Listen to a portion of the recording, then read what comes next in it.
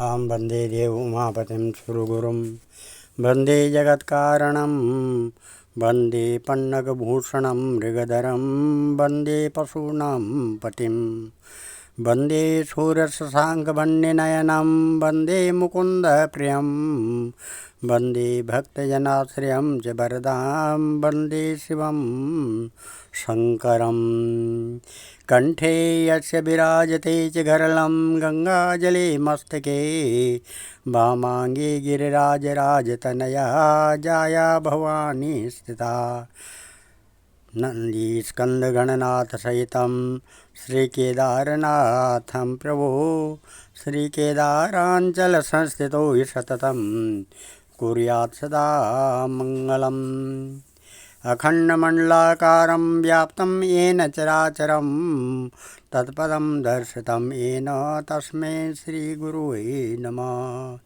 ऋतुवसन्तविलासचहुदिशि दीप्यते फलदायकं दिव्यकाशिकधामवासी मनुजमङ्गलदायकम् अम्बिकातटवैद्यनाथ शैलशिखरमहेश्वरं श्रीनीलकण्ठ हिमाद्रिजलधर विश्वनाथ विश्वेश्वरम्।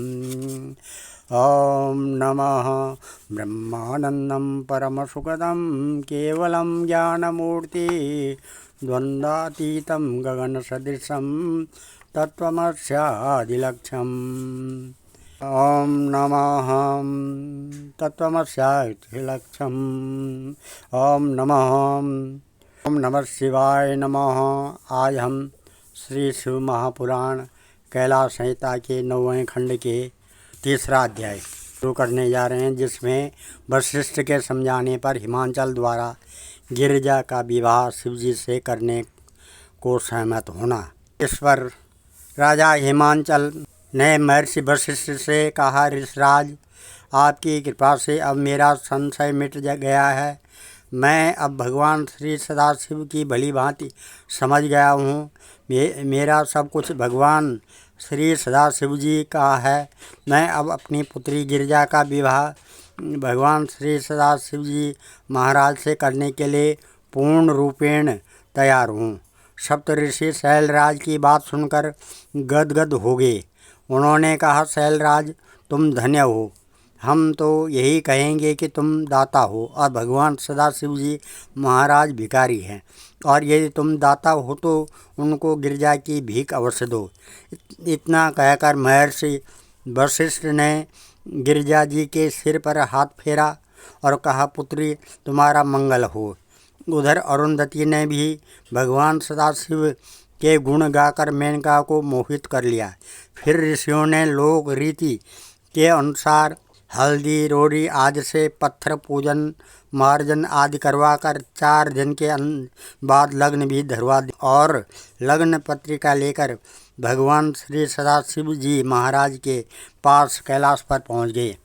ब्रह्मा जी बोले, है नारद, सप्त ऋषियों ने कैलाश पर्वत पर जाकर जब भगवान श्री सदाशिव जी महाराज को शुभ वृतांत सुनाया, तब उन्होंने अतीव प्रसन्न होकर कहा, है ऋषिगणों, तुम लोगों ने यह अति उत्तम कार्य किया है। तुम वेदों के ज्ञाता, धर्मात्मा और लोगों का हित चाहने वाले हो। तुम लोगों को अब शिष्यों सहित हमारी बारात में अवश्य चलना है। यह कहकर भगवान श्री सदाशिव जी ने सप्त ऋषियों को विदा कर दिया। नारद, इसके पश्चात भगवान श्री सदाशिव जी ने तुम्हारा स्मरण किया और तुम अपनी वीणा तुम्हारा यानी नारद जी का स्मरण किया। तुम अपनी वीणा बजाते, हरिगुण गाते, नारायण नारायण करते हुए उनके पास पहुँचे और हाथ जोड़कर स्तुति करते हुए बोले, प्रभु, मेरे लिए क्या आज्ञा है। उस समय भगवान श्री सदाशिव जी ने महाराज ने संसार की प्रथा के अनुसार कहा, है नारद, पार्वती ने हमारी प्राप्ति के लिए उग्र तप किया है, इसलिए मैंने उनको अपने साथ विवाह करने का वरदान प्रदान किया है। अब तुम्हें चाहिए कि समस्त देवताओं को हमारी बारात में सम्मिलित होने के लिए निमंत्रण दे आओ। जो भी देवता हमारी बारात में सम्मिलित नहीं होगा वह हमें कभी प्रिय नहीं होगा। अब उधर की बात सुनो। जब राजा हिमांचल सप्त ऋषियों द्वारा लग्न पत्रिका भगवान सदाशिव जी महाराज को भिजवा चुके तो फिर उन्होंने अपने दूर दूर रहने वाले भाई बंधुओं को आमंत्रित किया। इसके पश्चात वह वस्त्र आभूषण विविध प्रकार के रत्न आदि वस्तुओं को संग्रह करने लगे। तरह तरह की मिठाइयाँ और अनेकों प्रकार के पकवान बनाने के लिए 50 हलवाई जुट गए। राजधानी के घर में मंगल गीत गाए जाने लगे। हिमांचल ने अपने जिन सगे संबंधियों को आमंत्रित किया था वह सब के सब परिवार समेत हिमांचल के घर पहुंच गए। हिमांचल ने अपने मंदिर को रत्न इत्यादि से उत्तम रीति से सजवाया। राजा हिमांचल का निमंत्रण पाकर सभी पर्वत अलंकृत होकर उनके यहाँ पहुँच गए। महाराज हिमांचल ने हर्ष विभोर होकर उनका सत्कार किया तथा सुंदर सुंदर विशाल महलों में उनके ठहरने का प्रबंध किया। स्त्री और पुरुष हर तरह से आनंदित मनाने लगे। उस समय स्त्रियों ने मंगल गीत गाते हुए पार्वती जी को स्नान करवाया और अनेकों प्रकार के वस्त्र तथा आभूषण आदि उसे पहनाए। समस्त देवताओं का पूजन करने के पश्चात सारी प्रथा पूर्ण करवाई गई। आज हम इस कथा को यहीं पर विराम देते हैं। कल शिवजी तथा गिरिजा के विवाह की तैयारी होना, इस कथा को आगे बढ़ाएंगे। ओम नमः वंदे देव उमापतिं सुरगुरुं वंदे जगत कारणं वंदे पन्नगभूषणं मृगधरं वंदे पशूनां पतिं वंदे सूर्यशशाङ्कवन्यनयनं वंदे मुकुन्द प्रियं वंदे भक्तजनाश्रयं च वरदां वंदे शिवं शंकरम्। ओम शिव स्तोत्र प्रतिदिन ध्यान धर आनंदमय प्रतिपादितं धन धान्य संपत्ति गृह विलासित विश्वनाथ प्रसादयम् हर धाम चिरगण संशोभिता भक्तवर प्रियमंडितम् आनंद बन आनंद छवि आनंद कंद विभूषितम्। ओम नमः शिवाय ओम नमः शिवाय ओम नमः शिवाय।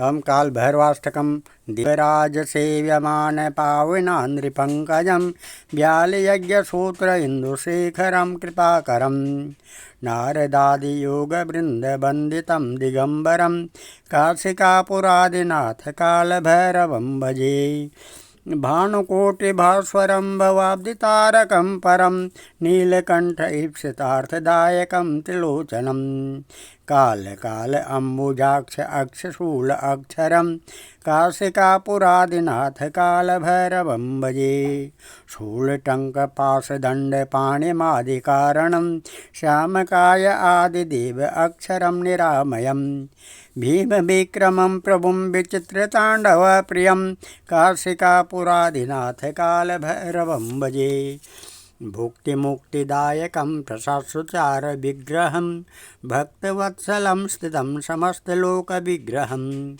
विनिक्वणन् मनोज्ञ हेम किंकणीलसत्कटिं काशिकापुरादिनाथ काल भैरवं भजे धर्मसेतुपालकं त्वधर्ममार्गनाशकं कर्मपाशमोचकं सुशर्मदायकं विभुं स्वर्णवर्णशेषपाशशोभिताङ्गमण्डलं काशिकापुरादिनाथ काल भैरवं भजे रत्नपादुकाप्रभाभिरामपादयुग्मकं नित्यमद्वितीय इष्टदैवतं निराञ्जनं मृत्युदर्पणासनं करालद्रष्टमोक्षणं काशिकापुरादिनाथ काल भैरवं भजे अट्टहासभिन्नपद्मजाण्डकोशतसन्ततिं दृष्टिपातनष्टपापजाल उग्रशासनम् अष्टसिद्धिदायकं कपालमालिकन्दरं काशिकापुरादिनाथ काल भैरवं भजे भूतसङ्गनायकं विशालकीर्तिदायकं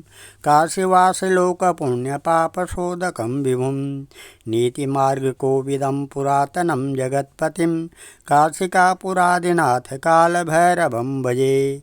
कालभैरवाष्टकं पठन्ति ये मनोहरं ज्ञानमुक्तिसाधनं विचित्रपुण्यवर्धनं शोकमोहदैन्यलोपकोपतापनाशनं प्रयान्ति कालभैरवान्ध्रसन्निधिं नरा ध्रुवम्। आम आपदुद्धारणाय विद्महे बटुकेश्वराय धीमहि तन्नो वीरः प्रचोदयात्। श्रीमद्शङ्कराचार्य विरचितं कालभैरवाष्टकं शङ्करार्पणमस्तु। ॐ नमः।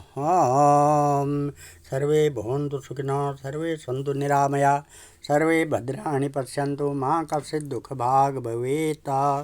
धन्यवाद।